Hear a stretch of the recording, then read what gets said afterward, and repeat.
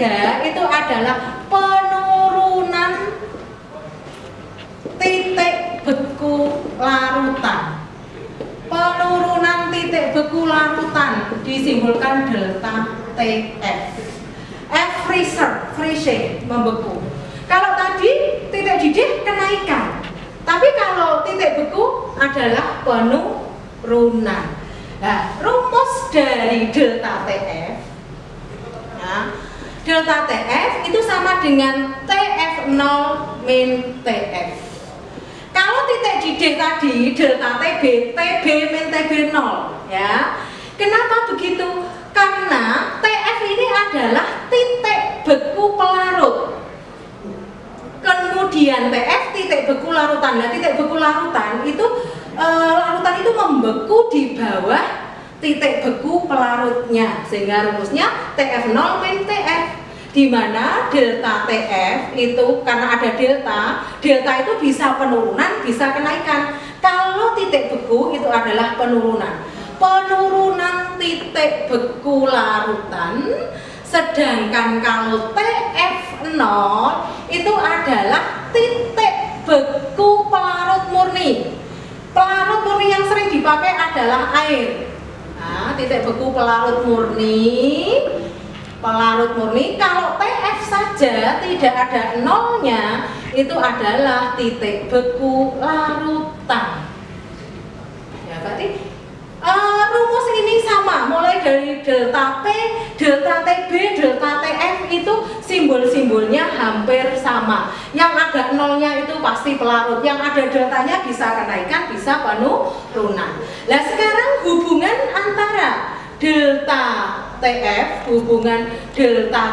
dengan konsentrasi, ya, itu adalah delta TF sama dengan KF kali M, sama, ya. KF-nya itu adalah tetapan penurunan titik beku. Kalau KB tadi tetapan kenaikan. M-nya masih sama, molalitas. Rumusnya juga masih sama dengan tadi, gram per mr kali 1000 per gram P. Nah, kemudian kita titik beku pelarut. Jadi ini bisa ditambahkan, jika pelarutnya pelarut air, maka TF0-nya otomatis 0 derajat Celcius, walaupun dalam soal tidak diketahui. Nah, kita ke contoh soal.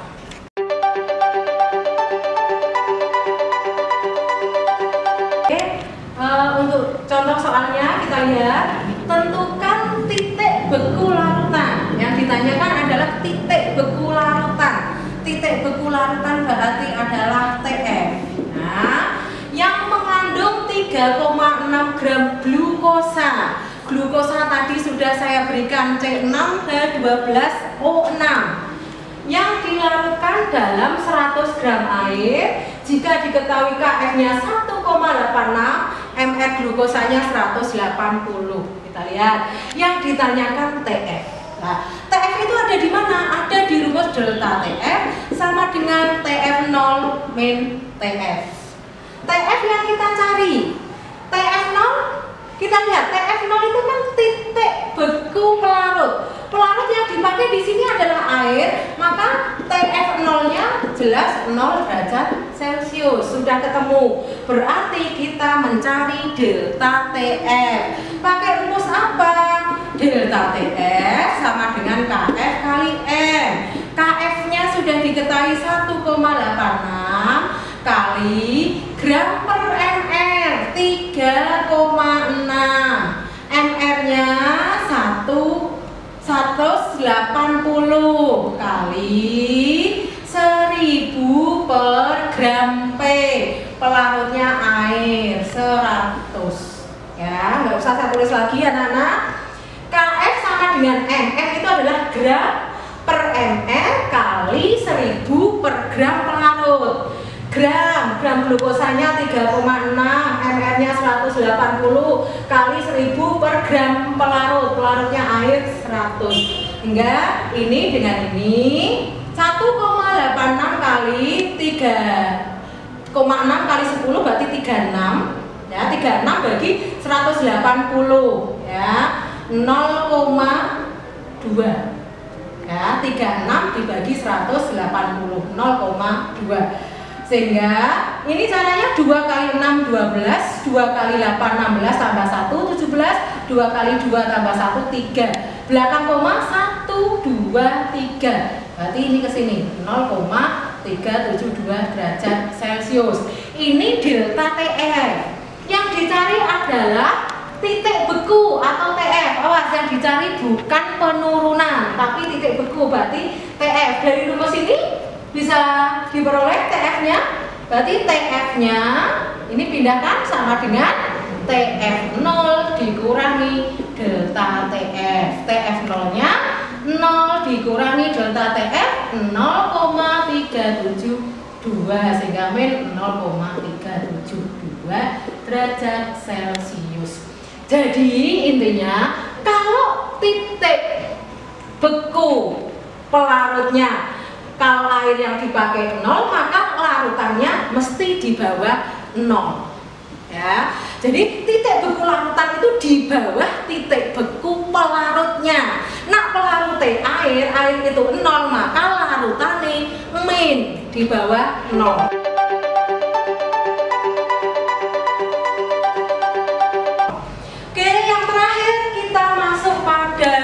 Tekanan osmotik larutan, sifat koligatif yang terakhir. Tekanan osmotik larutan disimbolkan dengan pi. Ya. Tekanan osmotik larutan itu apa? Kalian baca sendiri di buku paket. Saya akan menerangkan rumusnya. Rumus pi itu sama dengan MRT. Ya, MRT. Kalau untuk mudah mengingat, P sama dengan merit MRT. P tekanan osmotik. Tekanan osmotik satuannya adalah ATM, atmosfer. M itulah. Kalau M kecil tadi molalitas, kalau M besar molaritas. Ya, selisih sedikit. Di mana molaritas itu rumusnya adalah gram per ml kali 1000 per volumenya itu adalah mili. Langsung saya tulis mili. Kalau di buku itu per volume. Nah, volume itu kan bisa mili, bisa liter. Agar lebih mudah menghafal bahwa volume yang ada di sini adalah dalam bentuk mililiter. Nah, kemudian R itu tetapan gas ya, yang harganya selalu 0,082 liter atmosfer per mol per Kelvin. Nah, satuannya tidak usah dihafal kesatuannya ya, tidak apa-apa. Kalian yang penting hafal 0,082 liter atmosfer per mol per Kelvin. T suhu mutlak. Ya, suhu mutlak dalam Kelvin. Nah, Kelvin itu bagaimana? Dari berapa derajat Celcius ditambah 273. Ini adalah tekanan osmotik.